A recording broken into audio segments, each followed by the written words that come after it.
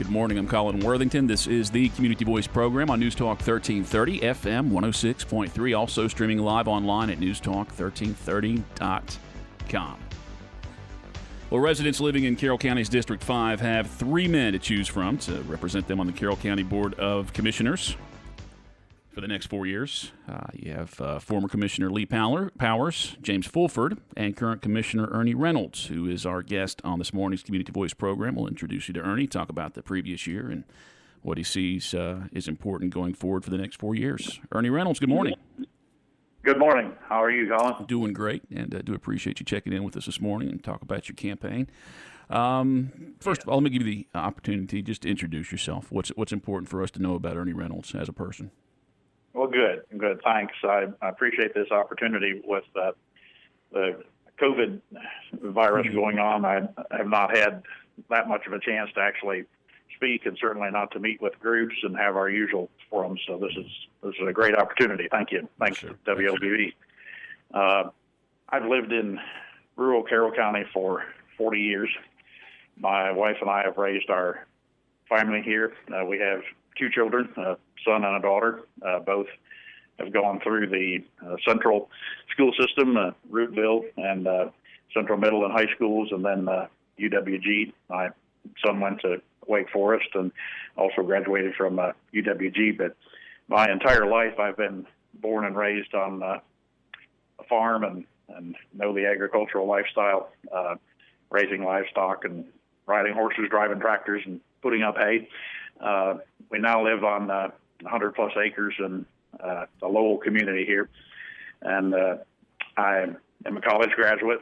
During college, I also obtained my EMT and nursing license, so I have a heart for what's going on with our heroes in those areas.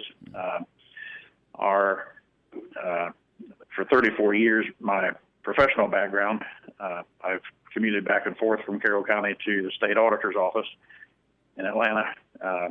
I was deputy director there of performance and program audits, and we audited any statewide program for legislative leaders or the governor, saving multi-millions of taxpayer dollars and improving operations, management, efficiency, and effectiveness of state operations. I had my CGFM and CFE certifications as Certified Government Financial Manager and Certified Fraud Examiner.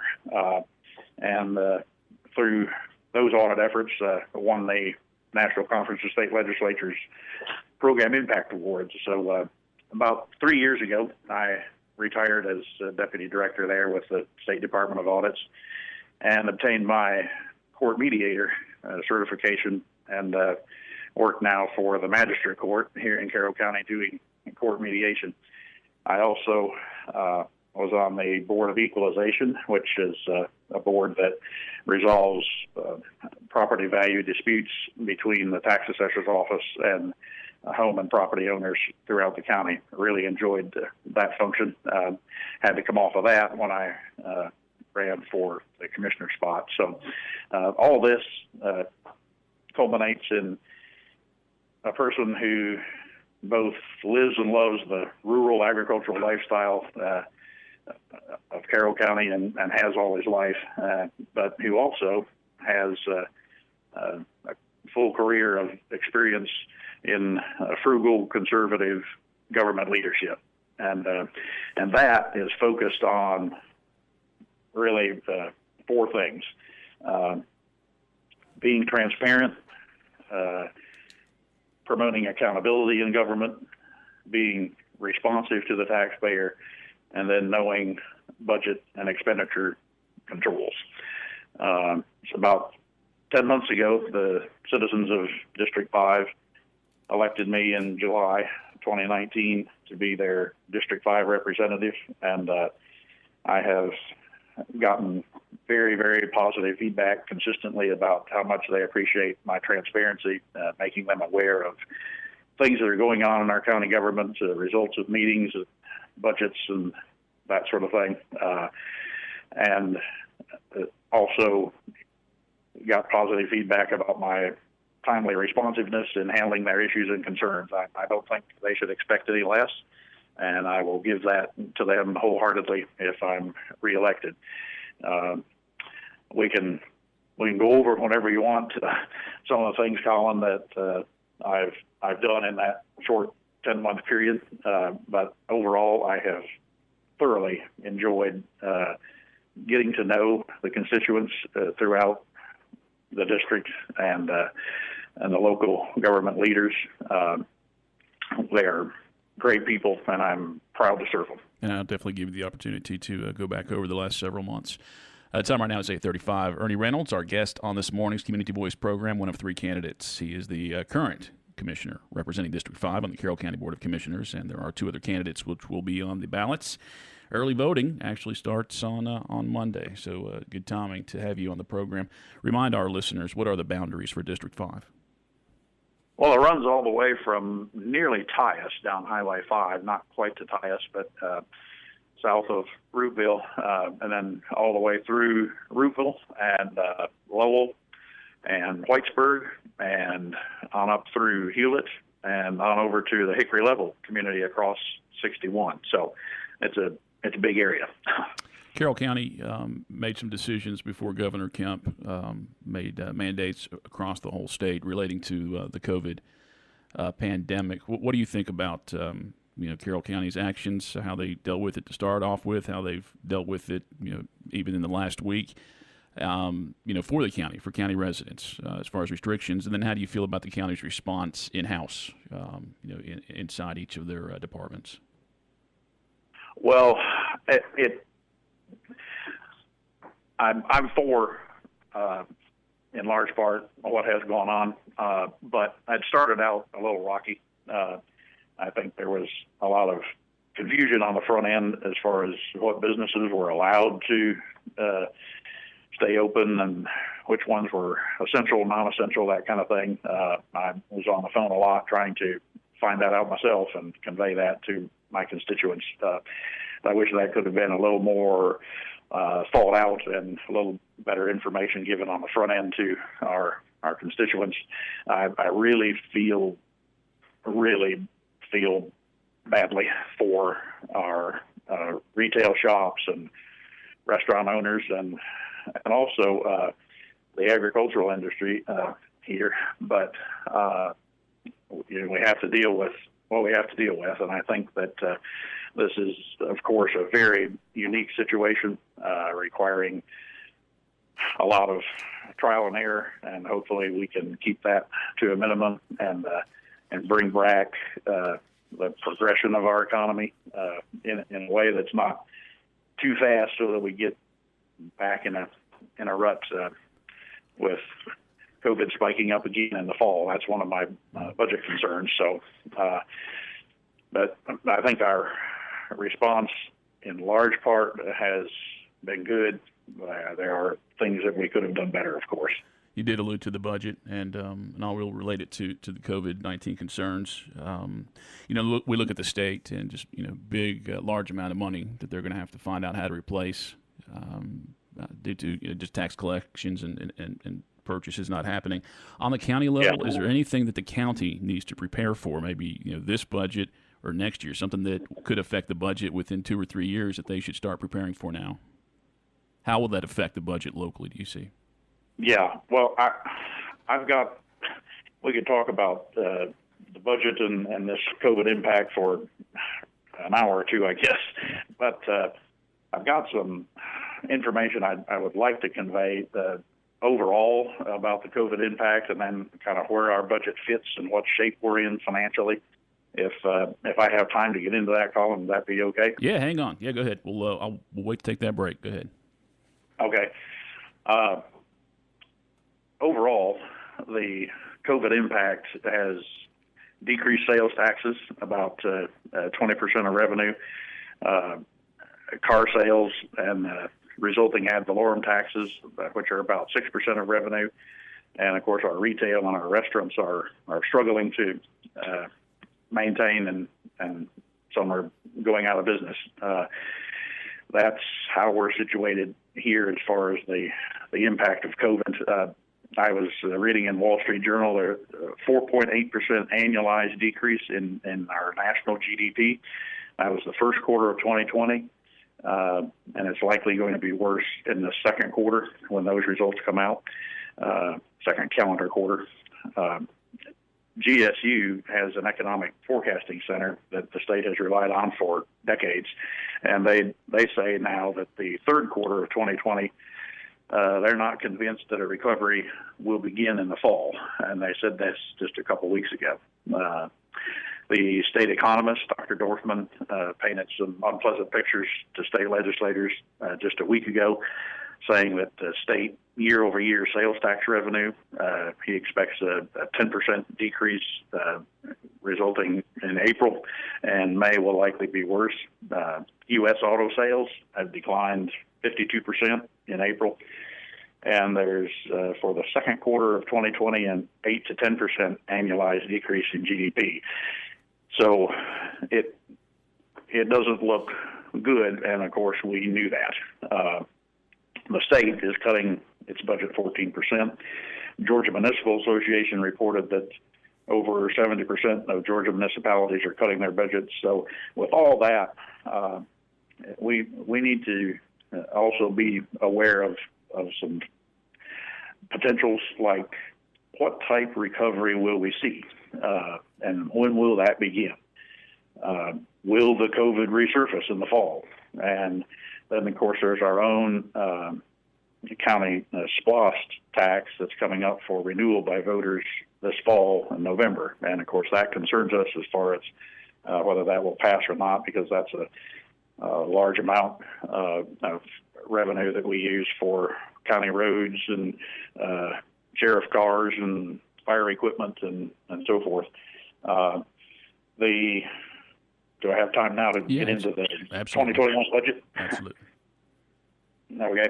The fiscal year 2021 budget for Carroll County was presented to us, district commissioners, about a week ago, and it shows a $55.5 million budget, up from the prior year's $53.3. So it's a 4.1% or $2.2 million increase, but half of that is due to incoming grant funds and some accounting changes. So really the increase as far as the county's expenditures, or on the revenue side, its actual revenues from the county, would be about a 2% or $1 million increase. I will say that I'd like to make a point that no matter what happens via COVID's impact on the revenue side, I am opposed to and will be against increasing the millage rate and property taxes. I think there is enough burden now on home and property owners in the county. They are easy prey for raising taxes because they account for about 40-45% of the county's revenue. And they're sitting there as ready targets because they really don't have a voice in the millage rates, and they just get their property valuations and their tax bill and pay it. And I'm here to protect the home and landowners of the county. I will not be for increasing your property taxes. That being said, the county is in good shape as far as the unused revenue position we are in. And I'm speaking now about the general fund or reserve cash fund, if you would call it that, of the operating budget, not SPLOST. In the general budget now, we have about 3 months of unused revenue in our reserve. That's the level that ACCG, the Association of County Commissioners of Georgia, recommends. So looking at about $4 million of expenditures each month, that equates to about a $12 million reserve that we have sitting there. That's a very good position to be in. In addition, our revenues this year, because the economy was running very well before the COVID hit it, we expect to end this fiscal year with about $5 million in additional fund balance. So together, that's let's just say 15 to 17 million in unspent revenue that'll likely be there at the end of this fiscal year, June 30, to start next fiscal year. So we have a good nest egg to draw on in dire circumstances, but I guess being a conservative, frugal person, I say, well, let's just not do an increased budget to do an increased budget because we have some funds sitting there. We need to be very careful and look at the extent of downturn that we should expect, the duration of that downturn, a possible return or spike of the COVID in the fall. And overall, we just need to be very flexible and able to nimbly adjust the budget throughout this precarious season. So maybe I can get into a little bit about responsible budget and expenditure controls that I'm for, and what I'd like to see us do as far as the budget that has been proposed. But, well, let me take our break right now. It's 8:46. Ernie Reynolds is Carroll County's District 5 representative on the Carroll County Board of Commissioners, our guest this morning on the Community Voice program, brought to you by Tanner Health System and Oak Mountain Academy. More after this. As we journey through this global pandemic together, Oak Mountain Academy is lifting everyone in prayer and holding the community in our hearts. We continue to pray for all of the families directly impacted and the first responders and medical personnel on the front lines. There are so many individuals working around the clock to keep us safe and healthy. I'm Patrick Uran, headmaster, asking you to join all of us on the mountain in prayer and gratitude for everyone in our community. For more information about the Academy, visit us at oakmountain.us.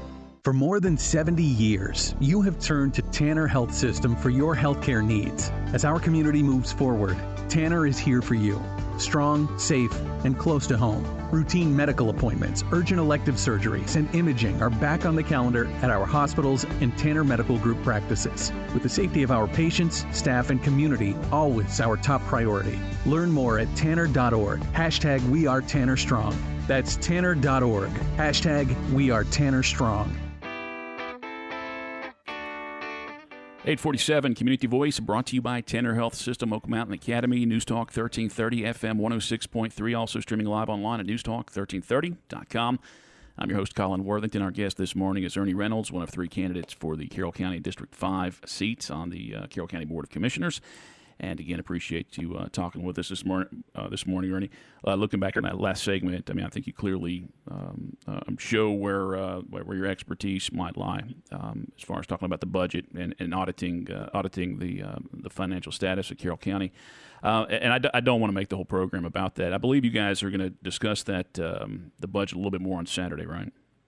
That's right. Yeah, we have a Saturday morning reserved for that again, yeah. Okay. And I encourage people to watch that. You guys will make that available on the Carroll County Government YouTube page. So that's right. To get more details and to hear Ernie talk more, I do encourage you to watch that.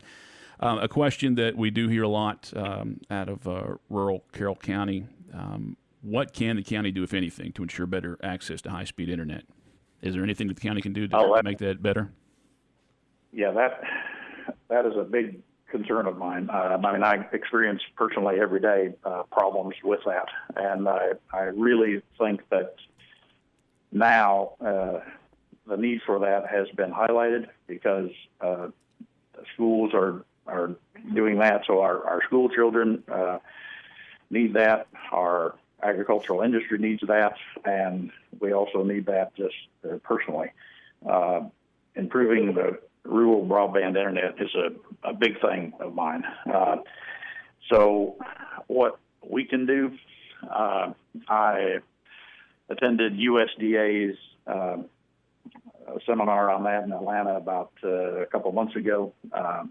The Carroll County Chamber of Commerce is heavily involved in applying for everything that they can for Carroll County.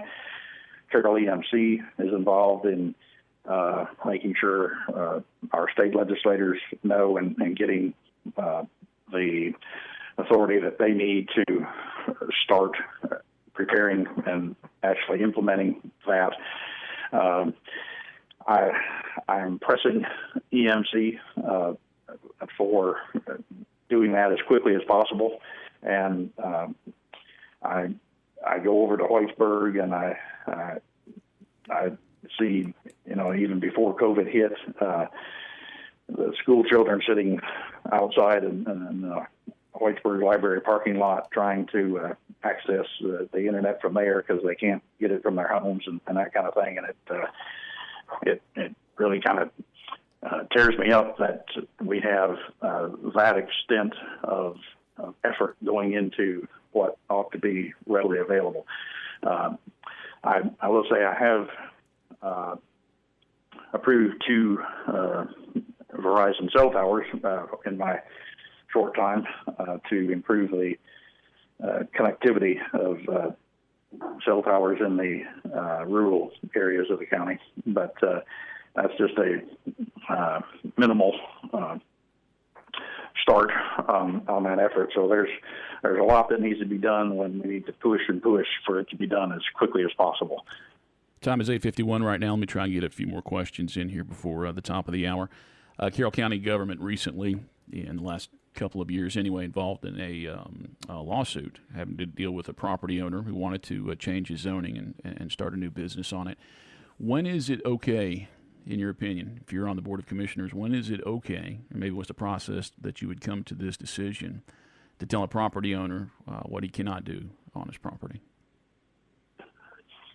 Well, there are 2 sides to every situation. But I am overall for the rights of property owners. But you have, in all cases, people on one side who might be for something, and then you have people who oppose that and have their rights as well. I think government should, in large part, stay out and not regulate any more than is absolutely necessary. I was opposed to some proposed ordinances that came up that showed where we were going to be regulating what businesses could be conducted from homes and that kind of thing. I think we need to focus on any dangers of that, like if they're climbing up the roads or whatever. We should address that situation, but not come up with a list of 280 things that people can or can't do operating a business from their home. So I think as much as possible, government stays out of that business. When the rights of any landowner is direly threatened, then we could step in and see if we can minimize the damage that's done to either property owner. Ernie Reynolds, our guest on this morning's Community Voice program. Time right now is 8:53. He did touch on, he brought up SPLOST, I believe, in the last segment. And just to separate these special purpose local option sales taxes, right now on the ballots, there's one for the Carroll County schools. And coming up this November will be for Carroll County government. You sound like that you are in favor of that. You were talking about how it'll benefit roads and everything. Are you in favor of getting a bond to get that money before it's actually collected to pay for things? No, I'm not in favor of getting a bond. I think that is going out on a financial limb. I'm in favor of using the revenue that we have. I think that's part of frugal government. Yes, I am for SPLOST because it allows us to do so much with our county roads, which, by the way, were a mess this spring with all of the rain and so forth. We spent much more in gravel and time fixing dirt roads and so on. But SPLOST does a lot in funding not only roads, but vehicles that need to be replaced for our sheriff and our fire department equipment, as well as any building. I will say this about SPLOST, that I did not have a handle at all on SPLOST funding when I first came into office. There was a lack of necessary reporting of that. I spoke with folks in county government, and now we're getting monthly reports on SPLOST, the expenditure levels, and the actual unused or unobligated levels of SPLOST. I was surprised to find out that we had, before I came in office, $10 million set aside for a new admin building that voters had voted on in the last 2013 SPLOST. Now, those funds are in large part not there. We have less than $1 million in that. I do not know what happened to that before I came in office, but we need to work on a plan for the new admin building. That was what voters voted on a few years ago, and I am for a full accounting and transparency in taxpayers knowing where their dollars go. I could have so many follow-up questions here just on those last statements, but time right now is 8:56. I'm going to give you about 2 minutes. If we bump into you, why should Ernie Reynolds has had 10 months in office? Why should you get 4 more years? Well, thanks. I am the only candidate who has both a rural agricultural lifestyle background plus a government accounting and budgeting and performance background that knows how government should operate, and that has conservative, proven legislative government leadership experience. I've saved hundreds of millions of dollars at the state level of taxpayer dollars, and I would like to do that here again in the next 4 years. But before, I have promoted improvements throughout the district. I have a reputation of being, as some people in my district call me, the working commissioner. I've promoted improvements to county parks and roads throughout the district. Fire stations have been opened in the Jones Mill area. We are now working on manning those stations. That's part of the next year's budget, where we have 75% of federal funding available for 2 years. I'd like to see those fire stations manned. That will further decrease homeowners' insurance rates. I would like to see more accountability in the budget. I'd like to implement performance indicators and benchmarks throughout the budget. But this election, it isn't about me. It's about who will do that for you. And I know I will. I could not sit here and not be responsive to your needs. I love being your working commissioner, and I'm retired now, and I'm driven to respond to you. Throughout my career, the hallmarks of government transparency and accountability were upheld at my deputy director position with the state, but I can do that now for the county. So I ask for your vote to reelect me. I promise to continue to represent you well with conservative government leadership focused on transparency, accountability, and a ready response to your concerns. And we will work on this budget so that we will not have property tax increases for you. Ernie Reynolds is Carroll County's District 5 Commissioner, and he was our guest this morning. Ernie, thank you very much. We appreciate you tuning into the program this morning. One of Ernie's challengers, Lee Powers, is our guest for tomorrow's Community Voice program at 8:30. Remember that early voting starts next Monday and goes on through the first week of June. Time right now is 8:59. Community Voice brought to you by Tanner Health System and Oak Mountain Academy. For more than 70 years, you have turned to Tanner Health System for your healthcare needs. As our community moves forward, Tanner is here for you.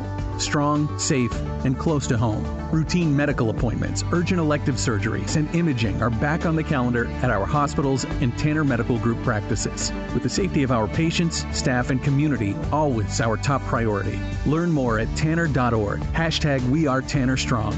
That's tanner.org. Hashtag We Are Tanner Strong. As we journey through this global pandemic together, Oak Mountain Academy is lifting everyone in prayer and holding the community in our hearts. We continue to pray for all of the families directly impacted and the first responders and medical personnel on the front lines. There are so many individuals working around the clock to keep us safe and healthy. I'm Patrick Uran, headmaster, asking you to join all of us on the mountain in prayer and gratitude for everyone in our community. For more information about the Academy, visit us at oakmountain.us.